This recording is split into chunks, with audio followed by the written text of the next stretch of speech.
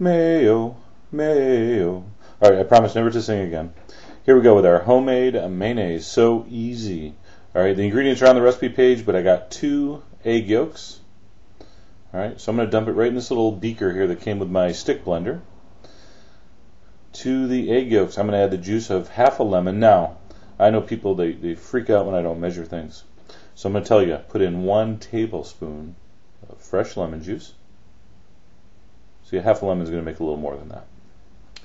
All right, I got some white wine vinegar, very nice French imported nice vinegar. Okay, so I'm going to go with a tablespoon of vinegar. Now, this is a little more vinegar traditionally than put in mayonnaise. So I like it a little tangy. If you want to cut that back a little bit, go ahead.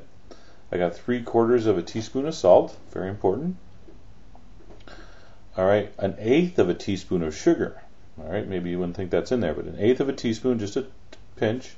That's a teaspoon of Dijon mustard.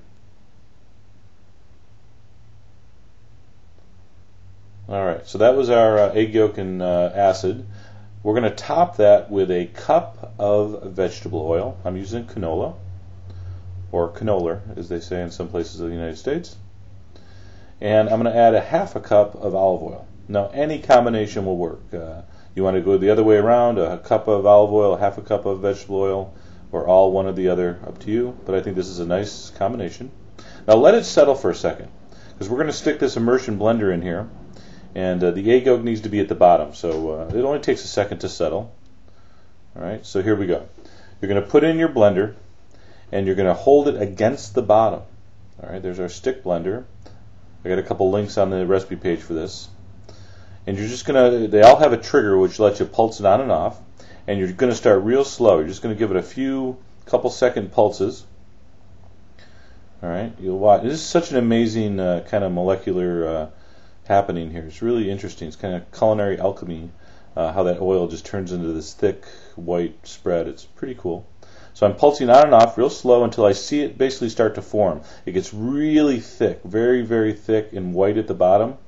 All right, now once you see it start coming together, you can get a little bolder.